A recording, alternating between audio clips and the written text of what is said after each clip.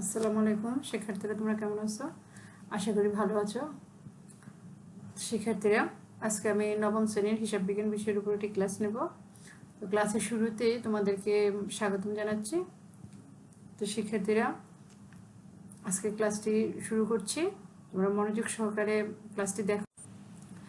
আজকের ক্লাসটি উপস্থাপনায় আমি ফারহানা পারভিন, সহকারী শিক্ষক, government laboratory high school, Kotbari, Comilla. আর শ্রেণী হচ্ছে নবম দশম শ্রেণীর, বিষয় হিসাব বিজ্ঞান, অধ্যায় অষ্টম, নগদান বই। আর বিশেষ পাঠ হচ্ছে 3 গড়া নগদান বই। তো শিক্ষার্থীরা, আজকের বিষয়টি পাঠে নগদান বই। তো এই বিষয়গুলো থেকে মানে এই পাঠ থেকে তোমরা যে বিষয়গুলো শিখতে পারবে, শিক্ষার্থীরা তোমরা আগেই জানো আমি এই বিষয়ের উপর 2টি ক্লাস দিয়েছি, আজকে লাস্ট ক্লাসটি দিব। তো যে বিষয়গুলো তোমরা জানতে পারবে, 3 গড়া নগদান বইয়ের সংজ্ঞা বলতে পারবে,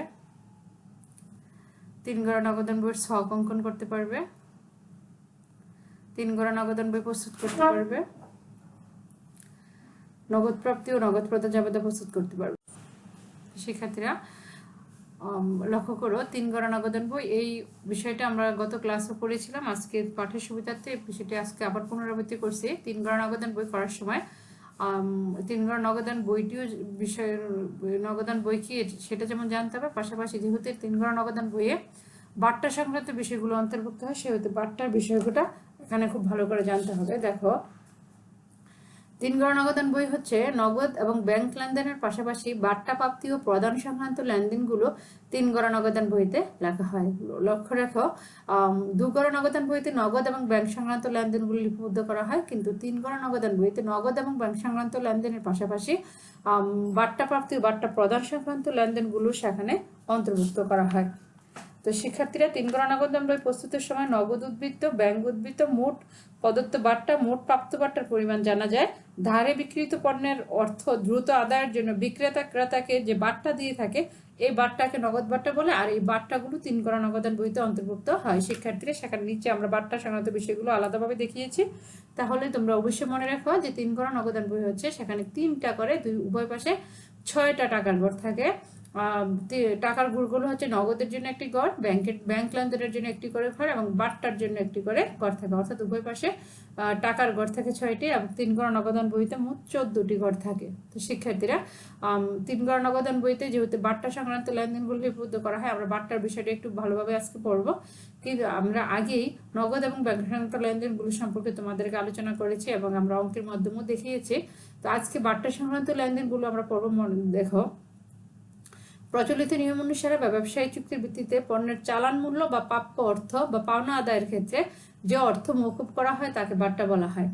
অর্থাৎ পণ্যের দাম নির্ধারণ করার সময় কিছু মূল্য ছাড় দেওয়া হয়, আবার পণ্যের মূল্য আদায় করার সময় কিছু অর্থ ছাড় দেওয়া হয়। যে অর্থগুলো ছাড় দেওয়া হয় তা সেই হচ্ছে বাট্টা। বাট্টা একটি অনগদ লেনদেন, কারণ বাট্টা প্রাপ্তি বা প্রদান কোনো ক্ষেত্রে ব্যবসার নগদ লেনদেনের উপর কোনো পরিবর্তন হয় না। বাট্টা 2 প্রকার, একটা হচ্ছে কারবারি বাট্টা আর একটা হচ্ছে নগদ বাট্টা। শিক্ষার্থীরা মনে রাখো, কারবারি বাট্টা হচ্ছে পণ্যের মূল্য নির্ধারণ করার সময় যে বাট্টা ক্রয় বিক্রয় করার সময় অথবা পণ্যের মূল্য নির্ধারণ করার সময় যে বাট্টা দেওয়া হয় তাই হচ্ছে কারবারি বাট্টা। কারবারি বাট্টা হিসাবের বইতে লিপিবদ্ধ করা হয় না। তোমরা লক্ষ্য রাখবে, অনেক সময় তোমরা লেনদেন পাবে যে 5% বাট্টায় পণ্য ক্রয় অথবা 10% বাট্টায় পণ্য বিক্রয়। এই যে পণ্য ক্রয় এবং বিক্রয়ের সাথে যে বাট্টাগুলো জড়িত থাকে তাই হচ্ছে কারবারি বাট্টা, আর কারবারি বাট্টা হিসেবে অন্তর্ভুক্ত হয় না। সংশ্লিষ্ট লেনদেন থেকে কারবারি বাট্টার পরিমাণ বিয়োগ দিয়ে তারপরে লেনদেনটাকে টাকার পরিমাণটাকে খাতায় লিখতে হয়। তো শিক্ষার্থীরা, আবার আসলে আমরা নগদ বাট্টা সম্পর্কে জানি। দেনাদারের কাছ থেকে দ্রুত অর্থ আদায়ের উদ্দেশ্যে প্রাপ্য অর্থ থেকে যে বাট্টা দেওয়া হয় তাকেই বলে নগদ বাট্টা। যেমন কোনো দেনাদারের কাছে 1 লক্ষ টাকা পাওনা, কিন্তু তার কাছ থেকে পাওনা আদায় করার সময় 95,000 টাকা যদি আদায় করা হয়, তাহলে যে 5,000 টাকা কম আদায় করা হয় সেই 5,000 টাকাই হচ্ছে বাট্টা। তো নগদ বাট্টা নগদান বইতে লিপিবদ্ধ করা হয়, কিন্তু এর ফলে নগদ তহবিলের কোনো পরিবর্তন হয় না। অর্থাৎ নগদ বাট্টার ফলে কারবারের আর্থিক অবস্থার পরিবর্তন হলেও নগদ তহবিলের কোনো পরিবর্তন হয় না, তাই একে নগদ বাট্টা বলা হয়। এটি ব্যবসার জন্য ব্যয় এবং দেনাদারের জন্য আয়। তো মনে রাখো, এখানে বাট্টা কিন্তু এই নগদ বাট্টা আবার 2 ধরনের, একটা হচ্ছে প্রাপ্ত বাট্টা আর একটা হচ্ছে প্রদত্ত বাট্টা। প্রাপ্ত বাট্টা হচ্ছে যখন পাওনাদারের কাছ থেকে টাকা যখন পাওনাদারকে টাকা প্রদান করা হয়, যারা পাওনাদার থাকে, যখন তার পাওনাদারকে টাকা প্রদান করা হয়, তখন পাওনাদার যে পরিমাণ টাকা কম রাখে সেইটাই হচ্ছে প্রাপ্ত বাট্টা। অর্থাৎ পাওনা পরিশোধ করার সময় বাট্টা পাওয়া যায়, আর দেনাদারের কাছ থেকে টাকা আদায় করার সময় দেনাদারের কাছ থেকে যে কম পরিমাণ টাকা আদায় করা হয় সেই কম টাকাটাই হচ্ছে বাট্টা, আর সেটা হচ্ছে প্রদত্ত বাট্টা। অর্থাৎ দেনাদারের কাছ থেকে টাকা আদায়ের সময় বাট্টা প্রদান করা হয়, আর পাওনাদারকে টাকা পরিশোধ করার সময় বাট্টা পাওয়া যায়। তো শিক্ষার্থীরা নগদান বইয়ের ডেবিট পাশে প্রদত্ত বাট্টা অন্তর্ভুক্ত করা হয়, আর নগদান বইয়ের ক্রেডিট পাশে প্রাপ্ত বাট্টা অন্তর্ভুক্ত করা হয়। সেটা তোমরা ভালো করে বুঝে খাতায় লিখতে হবে। এবার আসো শিক্ষার্থীরা, আমরা কন্টেন্টটি বা কন্ট্রা দাখিলা বা কন্টেন্টটি সম্পর্কে একটু আলোচনা করবো। আমরা গত ক্লাসেও আলোচনা করেছিলাম 2 গড়া এবং 3 গড়া নগদান বইতে এই লেনদেনগুলো খুব ভালোভাবে অন্তর্ভুক্ত করতে হয়। আমরা গত ক্লাসও দেখিয়েছি। আজকে আমরা এই ক্লাসটাকে বিষয়গুলোকে আবার একটু ব্যাখ্যা করবো তোমাদের কাছে। যে সকল লেনদেনের ফলে নগদান হিসাবে ব্যাংক হিসাব দুটি একসঙ্গে প্রভাবিত হয়, ওই সকল লেনদেন সমূহকে কন্ট্রা এন্ট্রি বলা হয়। নগদ ব্যাংক উভয় সম্পদ শ্রেণীর হিসাব, কিন্তু নির্দিষ্ট লেনদেনের দ্বারা একটি হিসাব ডেবিট হলে অপরটি ক্রেডিট হবে। উভয় দিকের পুস্টিংয়ের পর উভয় পাশে সি দ্বারা কন্ট্রা এন্ট্রিকে চিহ্নিত করে দিতে হয়। অর্থাৎ যে সকল লেনদেনের দ্বারা নগদান হিসাব এবং ব্যাংক হিসাব উভয়টাই প্রভাবিত হয়, ওই সকল লেনদেন সমূহকে কন্ট্রা এন্ট্রি বা কন্ট্রা দাখিলা বলা হয়। তো 2 গড়া এবং 3 গড়া নগদান বইতে এই লেনদেন সমূহ লেখার সময় 2টি এন্ট্রি আছে, কমপক্ষে 2টি এন্ট্রি। যে 2টি এন্ট্রি লেখার সময় সেখানে এই 2টা এন্ট্রির জন্য কন্ট্রা এন্ট্রি ব্যবহার করতে হয়। এটা প্রথম হচ্ছে নগদ অর্থ ব্যাংকে জমাদান। নগদ অর্থ ব্যাংকে জমাদান হলে তোমরা জানো জাবেদা হবে যে ব্যাংক হিসাব ডেবিট, নগদান হিসাব ক্রেডিট। এই ক্ষেত্রে এই জাবেদার দুইটা পক্ষকে আমরা নগদান বইতে লিপিবদ্ধ করতে হবে। তোমরা জানো যে নগদান বইতে যখন আমরা লেনদেনগুলো লিপিবদ্ধ করি, তখন নগদান ছকের উপরে বসে আর নগদানের বিপরীত এন্ট্রিটা ছকের ভিতরে বসে।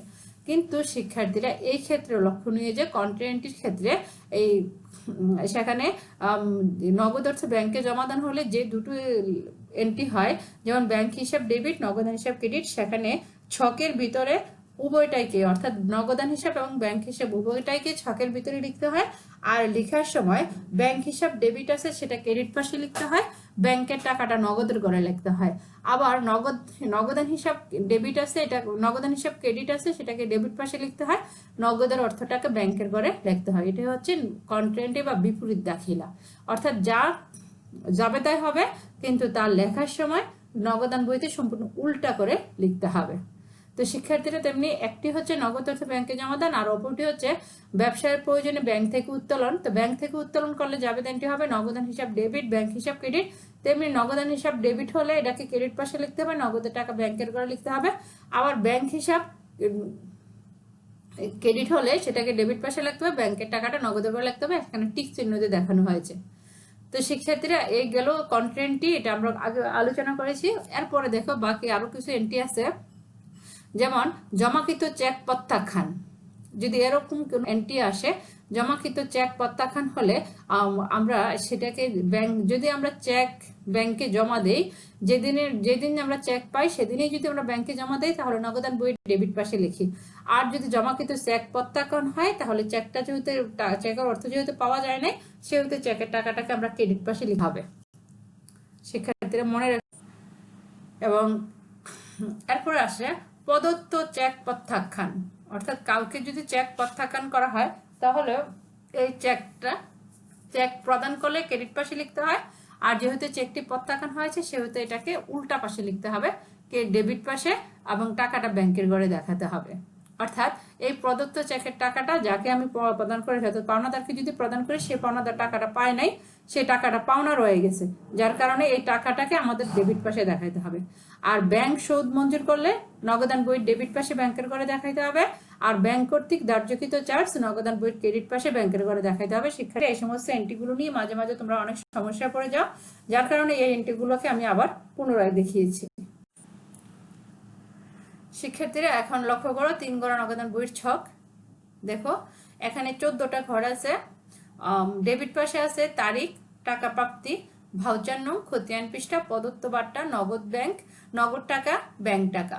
আবার ক্রেডিট পাশে আছে তারিখ, প্রদান, ভাউচার নং, খতিয়ান পৃষ্ঠা, প্রাপ্ত বাট্টা, আর নগদ টাকা এবং ব্যাংক টাকা। টোটাল মিলিয়ে নাও তো এখানে 14টা ঘর আছে উভয় পাশে। 7টা করে। আমরা 3 গড়া নগদান বই প্রস্তুত করার জন্য এখানে একটু পরিপূর্ণ তথ্য দিয়েছি। সেই তথ্যগুলোর আলোকে আমরা 3 গড়া নগদান বই করবো। তো শিক্ষার্থীরা দেখো, সিলিন্ডার ট্রেডার্সে 2017 সালে মার্চ মাসের লেনদেন সমূহ নিম্নরূপ। শিক্ষার্থীরা মার্চ 1 নগদ উদ্বৃত্ত 18,000 টাকা, ব্যাংক জমাতিরিক্ত 3,000 টাকা। আমরা জানি শিক্ষার্থীরা নগদ উদ্বৃত্ত 18,000 টাকা, সেটাকে ব্যালেন্স বিটি লেখে ডেবিট পাশে দেখাতে হবে, আর ব্যাংক জমাতিরিক্তকে ব্যালেন্স বিটি লেখে ক্রেডিট পাশে ব্যাংকের করে দেখাতে হবে। আর মার্চ 3 ব্যাংকে জমা দেন, সেটাকে কন্ট্রাক্টে করাতে হবে। আর ব্যাংক হিসাব ডেবিট পাশে ব্যাংকের নগদের করে দেখাতে হবে। আর নগদান হিসাব ক্রেডিট আছে, সেটাকে ডেবিট পাশে ব্যাংকের করে টাকা দেখাতে হবে। মার্চ 6 সাইমের কাছ থেকে 7,000 টাকার পাওনার পূর্ণ নিষ্পত্তি 6,800 টাকা প্রাপ্তি হলে ডেবিট পাশে দেখাতে হবে, বাটার করে 200 টাকা দেখাতে হবে, নগদের করে 6,800 টাকা দেখাতে হবে। মার্চ 10 সুমির নিকট দেনা বাবদ 3,400 টাকার চেক প্রদান, এটাকে ক্রেডিট পাশে দেখাতে হবে ব্যাংকের করে। আর বাট্টা প্রাপ্তি 100 টাকা বাটার করে দেখাতে হবে। 14 তারিখে ব্যক্তিগত প্রয়োজনে নগদ উত্তোলন, সেটাকে ক্রেডিট পাশে ব্যাংকের নগদের করে দেখাতে হবে। আর মার্চ 16 পণ্য বিক্রয় 12,000 টাকা, সেটা ডেবিট পাশে নগদের করে দেখাতে হবে। 8,000 টাকা মূল্যের পণ্য 5% বাট্টা ক্রয়, 5% হলে 8,000 টাকার বাট্টা 400 টাকা বাদ দিয়ে বাকি 7,600 টাকা ক্রেডিট পাশে নগদের করে দেখাতে হবে। পদবিলের টাকা ব্যাংক কর্তৃক পরিশোধ, সেটাকে ক্রেডিট পাশে ব্যাংকের করে দেখাতে হবে। আর মার্চ 24 5,500 টাকা বাট্টা মঞ্জুর করে আরিফের নিকট হতে 6,500 টাকার চেক প্রাপ্তি, সেটাকে ডেবিট পাশে দেখাতে হবে। আর মার্চ 30 ব্যাংক সুদ ধার্য করলো 400 টাকা, সেই 400 টাকাকে ক্রেডিট পাশে ব্যাংকের করে দেখাতে হবে। তো শিক্ষার্থী, এবার আমরা পরিপূর্ণভাবে সেই অঙ্কটা কিভাবে এটা দেখবো। এখানে দেখো তারিখগুলো দেওয়া আছে। 1 তারিখে 18,000 টাকা ডেবিট পাশে নগদের করে দেখানো হয়েছে, আর ব্যাংক জমাতিরিক্ত টাকাটা ক্রেডিট পাশে দেখানো হয়েছে। সে তেমনি 3 তারিখে কন্ট্রাক্টে করে দেখানো হয়েছে ব্যাংক হিসাব ক্রেডিট পাশে টাকাটা নগদের করে, আর সি দ্বারা মার্কিং করে দেখানো হয়েছে ক দ্বারা নগদান হিসাব, সেটাকে ডেবিট পাশে দেখানো হয়েছে। আর 6 তারিখে সাইমের নিকট থেকে প্রাপ্তি, সেটাকে নগদের করে দেখানো হয়েছে, বাটার করে 200 টাকা দেখানো হয়েছে। আর 10 তারিখে সুমিকে প্রদান, সেটা ব্যাংক চেকের দ্বারা প্রদান 3,400 টাকা ব্যাংকের করে দেখানো হয়েছে, বাটার করে 100 টাকা দেখানো হয়েছে। ব্যক্তিগত প্রয়োজন উত্তোলন 14 তারিখে, সেটাকে 500 টাকা নগদের করে দেখানো হয়েছে। আর শিক্ষার্থীরা 16 তারিখে বিক্রয় হিসাব, সেটাকে 12 তারিখ নগদের করে দেখানো হয়েছে। আর 20 তারিখে পদবিল ব্যাংক কর্তৃক পরিশোধ, 18 তারিখে যে ক্রয় করা হয়েছে 7,600 টাকা, সেটাকে ডেবিট পাশে ক্রেডিট পাশে দেখানো হয়েছে নগদের করে। শিক্ষার্থীরা লক্ষ্য করে এই 7,600 টাকা প্রিন্টিং মিস্টেকের কারণে হয়তো নগদের করে ডেবিট পাশে উঠানো হয়েছে, সেটা ভুল হবে, সেটাকে এখানে দেখানো দরকার হবে না। আর 20 তারিখে পদবিল হিসাব, যেহেতু ব্যাংকের মাধ্যমে প্রদান করা হয়েছে সেহেতু ব্যাংকের করে দেখানো হয়েছে, আর ব্যাংক সুদ এটাকে ব্যাংকের করে দেখানো হয়েছে। তো শিক্ষার্থীরা আর 24 তারিখে আরিফ হিসাব, এখানে 6,500 টাকা, আর বাটার করে 500 টাকা দেখাতে হবে। এখানে ডেবিট পাশের যোগফল দেখো 36,800 টাকা, আর ক্রেডিট পাশে 36,800 টাকা দেখানো হয়েছে।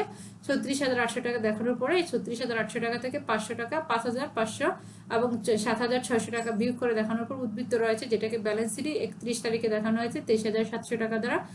আর তেমনি ব্যাংকের উপরও ব্যালেন্স নির্ণয় করা হয়েছে, ডেবিট পাশে 11,500 টাকা এবং ক্রেডিট পাশে 11,500 টাকা, সেখানে উদ্বৃত্ত হয়েছে 2,700 টাকা। লক্ষ্য করো যে তোমাদের বাট্টার ঘরে প্রদত্ত বাট্টা এবং প্রাপ্ত বাট্টার ঘরে কোথাও ব্যালেন্স নির্ণয় করা হয়নি, এখানে ব্যালেন্স সিডিবিডি নেই, সেখানে শুধু উভয় পাশে যোগফল দেখানো হয়েছে। এবং শিক্ষার্থীরা তোমরা জানো মাস শেষে যে ব্যালেন্স সিডি নির্ণয় করা হবে, সেটাকে পরের মাসের 1 তারিখে ব্যালেন্স বিডি দ্বারা বিপরীত পাশে দেখানো হয়েছে।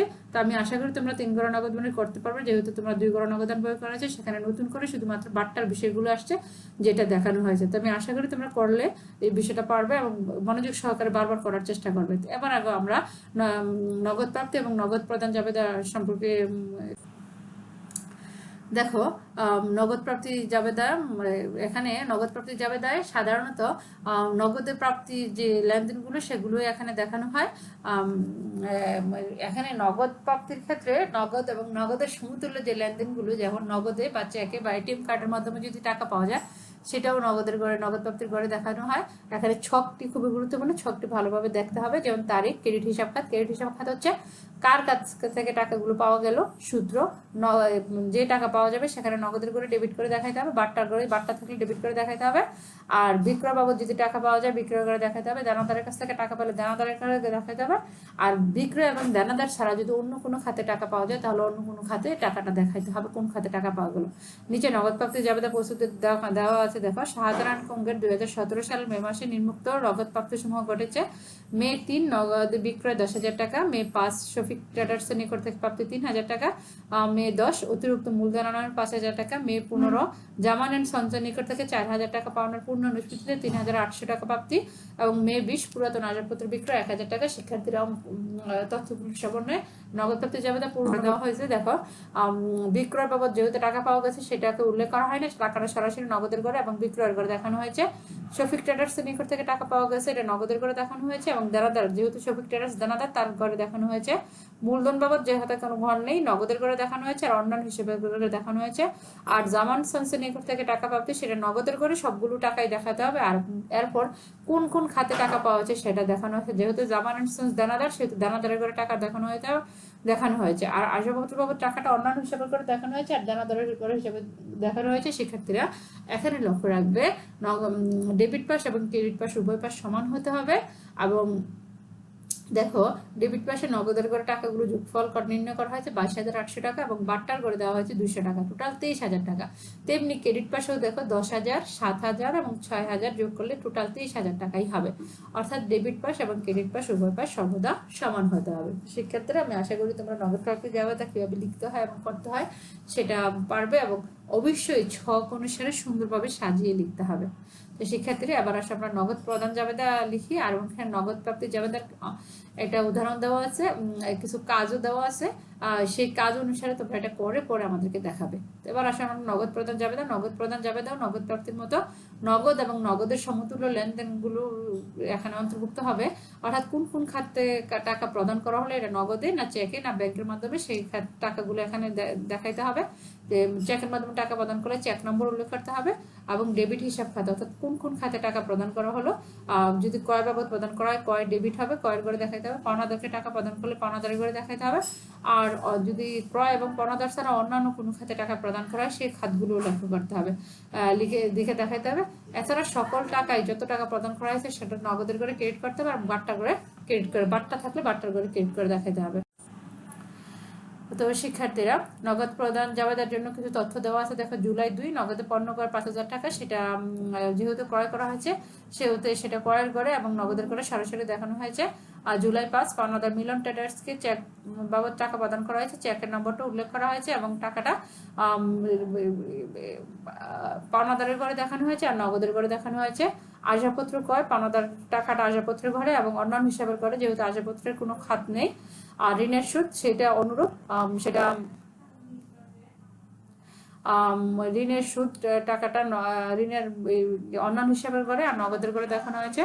ঋণাকে পরিশোধ 2,800 টাকা পাওনাদারের করে দেখানো হয়েছে, আর পাওনাদারের করে 3,000 টাকা দেখানো হয়েছে, আর বাট্টার করে 200 টাকা, নগদের করে 2,800 টাকা দেখানো হয়েছে। তাহলে টোটাল ডেবিট পাস এবং ক্রেডিট পাস আলাদা আলাদা যোগ করলে উভয় পাশে যোগফল সমান হবে, টোটাল হবে 15,500 টাকা করে। তো ডেবিট পাস এবং ক্রেডিট পাস এখানে যোগ করে দেখানো হয়েছে। ঠিক এভাবেই তোমাদের অঙ্কটা পরীক্ষার খাতা করতে হবে, এবং পরে যে কাজগুলো দেওয়া হয়েছে এই কাজগুলো করে দেখাতে হবে। শিক্ষার্থীরা, নগদ প্রাপ্তি এবং নগদ প্রদান জাবেদার ক্ষেত্রে অবশ্যই লক্ষ্য রাখতে হবে সেই ছকগুলো, কারণ ছকটা যদি সঠিকভাবে না হয় তাহলে তোমাদের অঙ্ক করতে সমস্যা হবে। তো অবশ্যই ছকের প্রত্যেকটা শিরোনাম মনে রেখে তারপরে তোমরা লিখে ধরে বাড়ির কাজটা লক্ষ্য করো। তোমাদের বইয়ের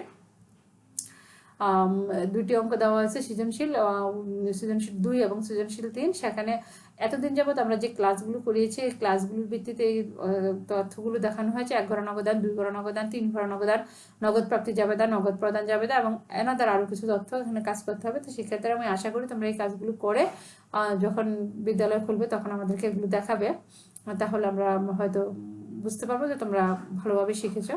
তো শিক্ষার্থীরা, আমি আশা করি তোমরা ক্লাসটি মনোযোগ সহকারে যাক, আজকের ক্লাসটি এখানেই শেষ করছি। তোমাদের সকলকে ধন্যবাদ। খুদা হাফিজ।